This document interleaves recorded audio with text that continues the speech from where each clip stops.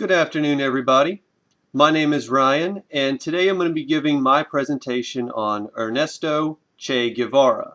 Now, for those of you who don't know who Ernesto was, he was a key component and an influential figure in the July 26th movement, which was also headed by Raul and Fidel Castro, in which these men and a band of guerrillas returned to Cuba, in their eyes, to overthrow a U.S.-backed dictatorship headed by the pawn figure of Fulgencio Batista. Now, the reason they wanted to do this was to rid Cuba of the capitalist overlords and return the land to the people who so righteously deserved it. Now, the reason that I chose Guevara, among many reasons, is his alignment with Karl Marx's ideology, Marxism, which fits perfectly into our study of postmodernity. Marx and Guevara share similar traits, many of which I will demonstrate later on in my presentation, and I hope you all enjoy it. So, during this presentation, I'll start off by giving a little bit of Ernesto's background.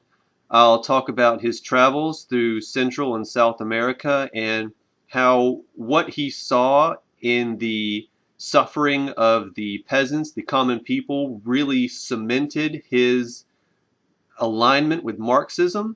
We'll take a look at how Che's ideas parallel with that of Marx's itself. And interestingly enough, I'm going to also talk about how Che doesn't stick to the dogmatic view of Marxism and also blends his own ideology with a little bit of humanism as well. I'll talk about something that Che was very persistent in pushing in the new government of Cuba, this idea of the new man. This new man was going to be something that he believed that could shape the path of mankind for many years to come, long after he himself would be gone. And then we'll look at two areas where Che could definitely push his Marxist ideas in banking and land reform. Finally, we're going to wrap it up by taking a look at something that Ernesto might not be too happy about, his legacy as a capitalist icon, something that corporations are using his image just to gain money from or fame.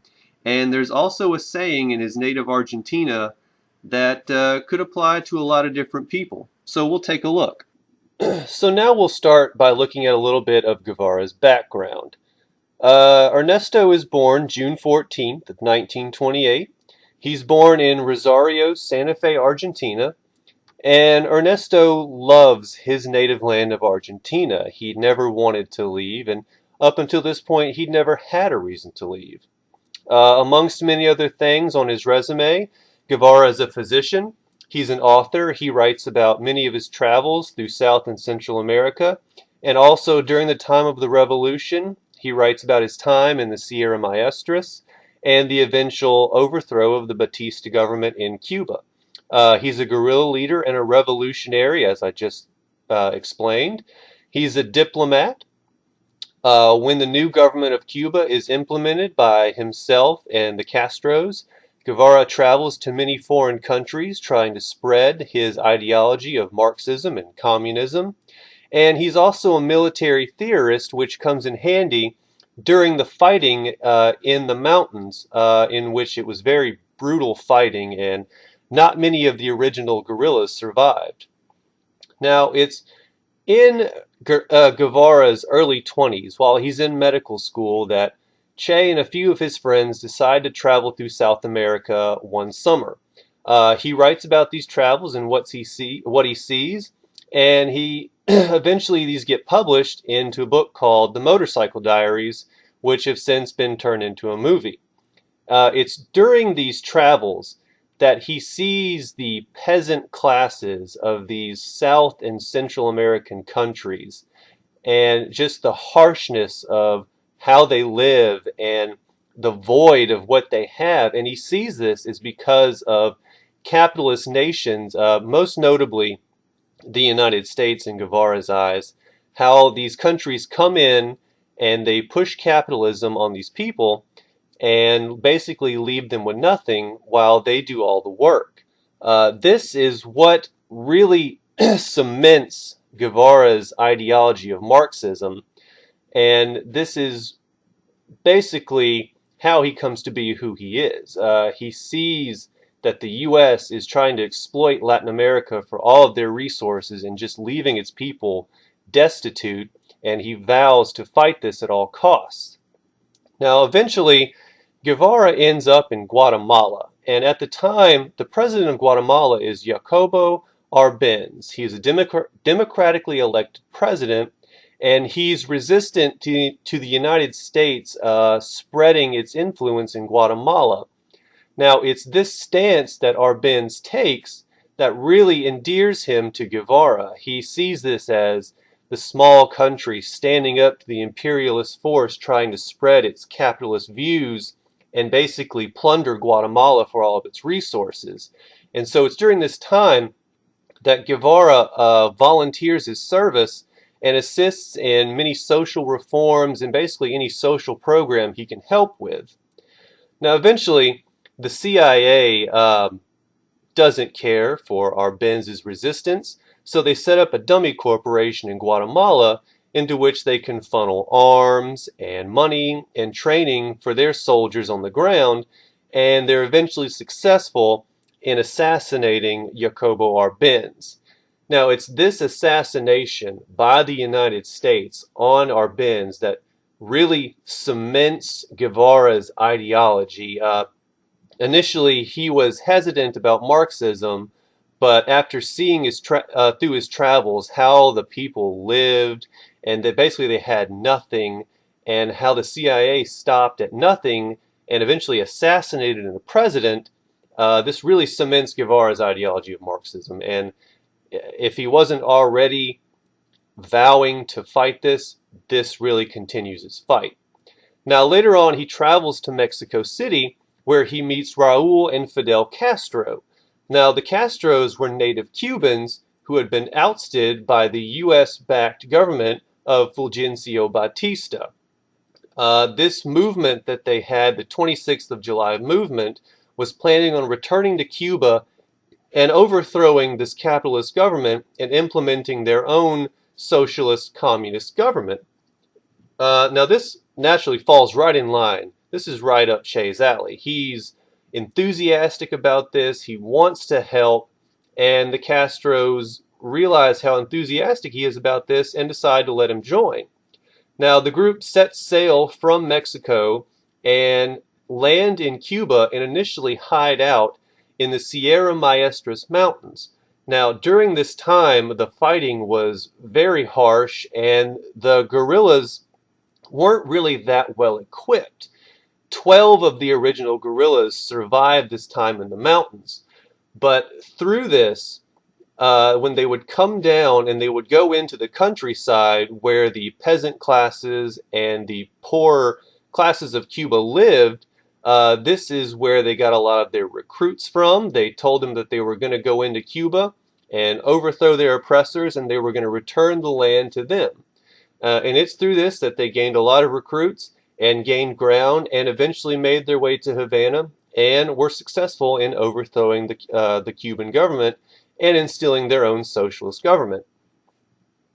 So now we'll take a look at how Che Guevara and Karl Marx's ideology align. Just to review the basics of Marxism, which I'm sure we're all quite proficient at since we had a reading on this in class, Marx states that there are two classes in the world, the bourgeois and the proletariat. Now, these two classes are forever locked in the struggle of the haves and the have-nots, the bourgeois being the class that has, and the proletariat being the class that has not. The bourgeois get rich off of the labor of the proletariat, which at the base is capitalism, everything that the 26th of July movement stood to abolish in Cuba. The bourgeois want maximum profit at lowest cost.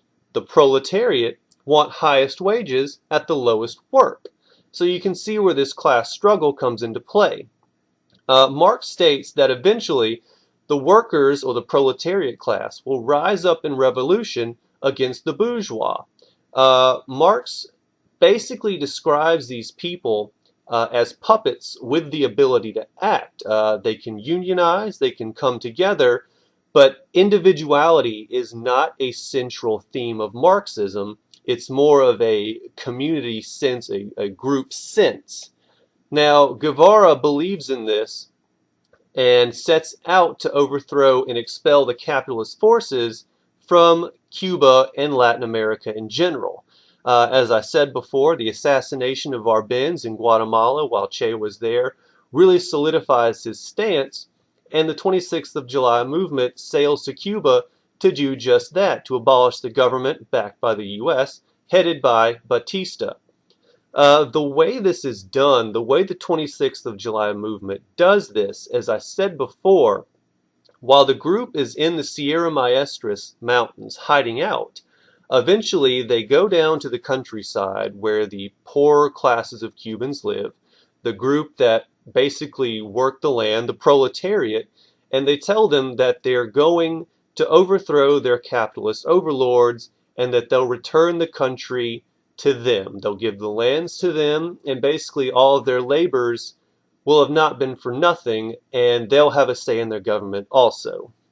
So where humanism comes into play in Guevara's ideology is essential in shaping his idea of the new man.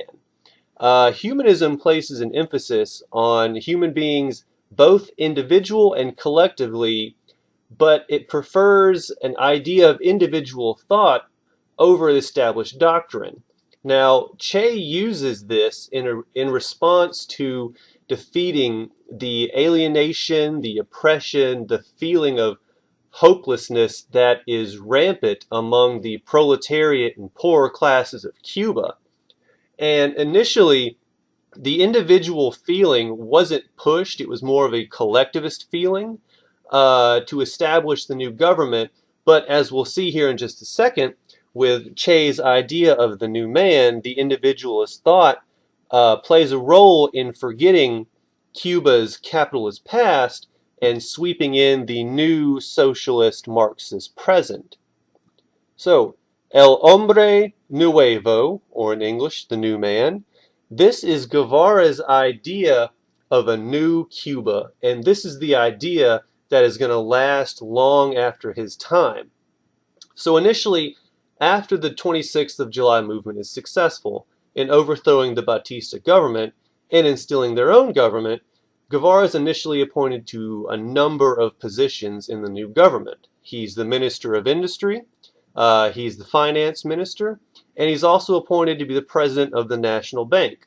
Now there's a funny story about how Che got this position of President of the Bank, which I'll get to later on in the presentation. Now initially, nationalization swept through Cuba once the new government came to power. All facets of industry and economy, they were caught up in this sweeping thought of nationalization. And Guevara looked around and he believed that the negative attitudes towards race and women and individuality were because of its past and the capitalist government. But in the new socialist Cuba, Guevara urges all Cubans, whether they be white or black, man, woman, or a single person or a group of people, he urges them to all consider themselves equal.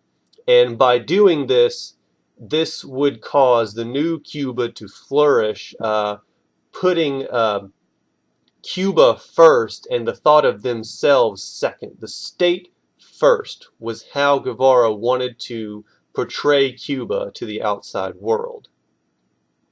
So now we'll look at two major ways in which Guevara was able to implement his Marxist system in the new government of Cuba in banking and land reform. Now, the land reform, it was basically dubbed Land for Those Who Work for It. And this program basically seized land from the previous regime and they granted it to the people who had worked on it or had paid rent on it for 2 years or more. True to the communist system, many of these lands at one point had belonged to Fidel Castro and his family, but he gladly gave them up in order to progress the revolution. Now, the Reform Law was signed into act in May of 1959, and in this, over 1,000 acres were split amongst the peasants of Cuba, in which those that weren't granted to the peasants were turned into co-op farms that were run by the government. In October 7th of 1959, Che became the head of the INRA, or the National Agrarian Reform Institute. He would leave this position a little bit later in order to take over the National Bank of Cuba.